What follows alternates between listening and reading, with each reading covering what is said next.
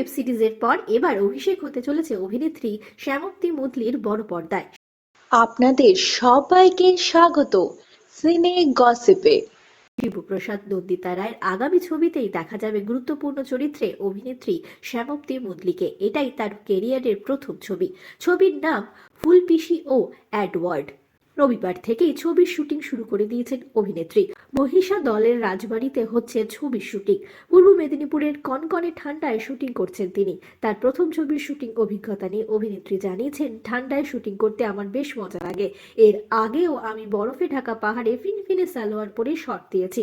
ঠান্ডার কোনো অসুবিধা হচ্ছে না। গোটা শুটিংটা যেন ভালোভাবে শেষ করতে পারি, সেটাই চাওয়া। বড় পর্দায় তার প্রথম কাজ। এক্সাইটেড অভিনেত্রী উইন্ডোজ প্রোডাকশনের সঙ্গে কাজ করার অভিজ্ঞতা শেয়ার করলেন জনপ্রিয় সংবাদ মাধ্যমে শ্যামপ্তি। অভিনেত্রী জানান, এর আগেও আমার কাছে ফোন এসেছিল সংস্থার তরফে। তখন ধারাবাহিক চলছিল বলে সময় দিতে পারিনি, তবে এটা বোধহয় হওয়ারই ছিল, তাই আবারও আমার কাছে ফোন আসে। আমি অফিসে গিয়ে শিবুদার সঙ্গে দেখা করি, তারপর তো ওয়ার্কশপ হয়। দুজনেই এত কেয়ারিং যে প্রথমবার কাজ করছি মনেই হচ্ছে না।